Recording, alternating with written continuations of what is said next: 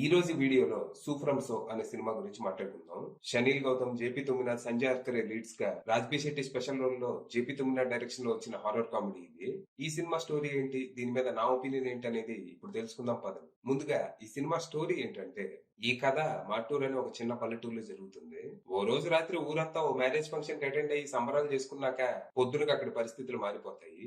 ఆ రోజు రాత్రి ఏదో జరిగి అశోక్ అనే కుర్రాడిని సులోచన అనే దెయ్యం ఆవహిస్తుంది. దాంతో ఒక్కసారిగా ఊరంతా భయాందోళన వాతావరణం నెలకొంటుంది. ఈ టైంలో ఆ ఊరి వాళ్ళంతా పెద్ద మనిషిగా భావించే రవణ అనే వ్యక్తి ఈ సమస్యకి పరిష్కారం కోసం కరుణాజీ అనే స్వామీజీని ఊరికి తీసుకొస్తాడు. అయితే ఆ దెయ్యాన్ని వదిలించడానికి ఆ స్వామీజీ చేసే ప్రయత్నాలన్నీ విఫలం అవుతూ రోజు రోజుకి పరిస్థితి చేదాటిపోతూ ఉంటది. దాంతో ఇక చేసేదేం లేక ఆ దెయ్యం ఎవరు, ఎక్కడి నుంచి వచ్చిందో తెలుసుకొని దానికి మిగిలిపోయిన కోరికలు, టాస్కులు ఏమైనా ఉంటే అవి పూర్తి చేయాలనే నిర్ణయానికి వస్తారు. మరి తర్వాత ఏం జరిగింది, అసలు ఈ సులోచన ఎవరు, దానికి ఏం కావాలి, ఎందుకు అది అశోక్ ని ఆవహించింది, ఆ రోజు రాత్రి ఫంక్షన్ అయ్యాక అసలు ఏం జరిగింది, ఇంతకీ ఈ కరుణాజీ స్వామీజీ ఎవరు, నిజంగానే దెయ్యాలు వదిలిస్తాడా, చివరికి ఈ సమస్య నుంచి ఆ ఊరు ఎలా బయటపడింది అనేది మీరు సినిమా చూసి తెలుసుకోవాలి.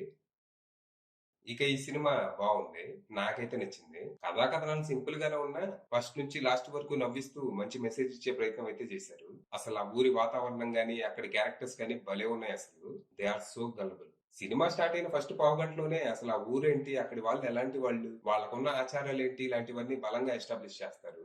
పరిచయం అయ్యే ప్రతి క్యారెక్టర్ వీడిని బయటాడు చూసామే అన్నట్టే ఉంటాయి. బావగారిని అయితే రోజు రోడ్డు మీద ఎక్కడో ఒక చోట చూస్తానే ఉంటాయి. ఇక ఎప్పుడైతే అశోక్ తాగిన మత్తులో ఒక దూల పని చేస్తాడో అక్కడి నుంచి అసలు కథ మొదలవుతుంది. తప్పు చేసి తప్పించుకునే ప్రయత్నంలో సులోచన ప్రత్యక్షం అవుతుంది. ఇక ఇక్కడ నుంచి సినిమా ఒక లాఫ్ రైట్ అని చెప్పాలి. అశోక్ కి దెయ్యం పట్టింది అనగానే ఊరి వాళ్ళు ఇచ్చే రియాక్షన్లు హిల్లేరియస్ ఉంటాయి. హారర్ కంటే సిచ్యువేషనల్ కామెడీ మీద ఎక్కువ ఫోకస్ చేస్తారు. ఎందుకంటే కథానుసారం భయపడాల్సింది ఊరి వాళ్లే కాబట్టి వాళ్ళని భయపెడుతూ మనల్ని నవ్విస్తారు. ఇక కరుణాజీ క్యారెక్టర్ ఎంటర్ అయ్యాక కథలో మలుపులు మొదలవుతాయి. ఆయన దెయ్యాన్ని వదిలించడానికి చెప్పే పద్ధతులు విన్నాక ఆ దొందు దొందే అని మనకు అర్థమైపోద్ది. ఇక ఇంటర్వెల్ ఎపిసోడ్ హిల్లేరియస్ గా ఉంటూ సెకండ్ హాఫ్ మీద అంచనాలు పెంచుతుంది. ఫస్ట్ హాఫ్ తో పోలిస్తే సెకండ్ హాఫ్ ఇంకా బెటర్ ఉంటది. కామెడీతో పాటు మంచి డ్రామా కూడా బిల్డ్ చేస్తారు. ఇక్కడ వచ్చే సులోచన కూతురు క్యారెక్టరే ఈ సినిమాకి హార్ట్ అండ్ సోల్ అని చెప్పాలి. తనకి రవణకి మధ్య వచ్చే లవ్ స్టోరీ ప్లెజెంట్ గా ఉండగా, తనకి అశోక్ కి మధ్య వచ్చే సీన్స్ హార్ట్ వార్మింగ్ గా ఉంటాయి. ఇక క్లైమాక్స్ కూడా చాలా బాగుంది. పర్ఫార్మెన్స్ విషయానికి వస్తే రవణ్ గా షనీల్ గౌతమ్ చాలా బాగా చేశారు. టఫ్ గా with kind heart type character, చాలా సెటిల్డ్ అండ్ గ్రౌండెడ్ పర్ఫార్మెన్స్ ఇచ్చారు. ఇక అశోక్ గా JP Thumminad is decent. Climax portions లో తన యాక్టింగ్ బాగుండింది. ఇక సినిమాలో నా ఫేవరెట్ క్యారెక్టర్ కరుణాజీ గారు రాజ్బీ శెట్టి ఈజ్ అమేజింగ్. తను స్క్రీన్ మీద ఉన్నంత సేపు మన మొహం మీద నవ్వు ఉంటుంది. సెకండ్ హాఫ్ లో ఓ సీన్ లో దెయ్యం వస్తుందని తెలిసి ఆయన ఊరి వాళ్ళందరికంటే ముందు పంచె ఊడేలా పరిగెత్తే సీన్ ఒకటి ఉంటది. నవ్వలాగా చచ్చా. ఇప్పటి వరకు ఆయన నేను ఎక్కువగా సీరియస్ రోల్స్ లోనే చూశాను.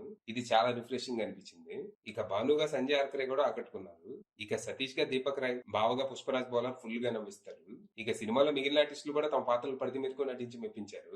ఇక చంద్రశేఖరన్ అందించిన సినిమాటోగ్రఫీ అద్దరిపోగా, సుమేధ్ అందించిన పాటలు, సందీప్ అందించిన background score cinema mood elevate చేయడానికి బాగా ఉపయోగపడ్డాయి. ఇక రైటర్ డైరెక్టర్ జేపీ తుమ్మినాథ్ విషయానికి వస్తే ఆయన పనితనం బాగుంది. హారర్ కామెడీ ముసుగులో సోషల్ హారర్ చూపించారు. కొంతమంది మగాళ్ళు ఆడవాళ్ళ విషయాల్లో దూలకొద్దీ చేసే తప్పులు వాళ్ళ జీవితం మీద ఎలాంటి ప్రభావం చూపిస్తాయి అనేది వాళ్ళ మీద ఊసినట్టుగా కాకుండా కొంచెం అర్థం చేసుకోండిరా అనేలా చెప్పే ప్రయత్నం చేశారు. ఫైనల్ గా చెప్పేది ఏంటంటే, ఇట్స్ ఎ మస్ట్ వాచ్. అది విషయం.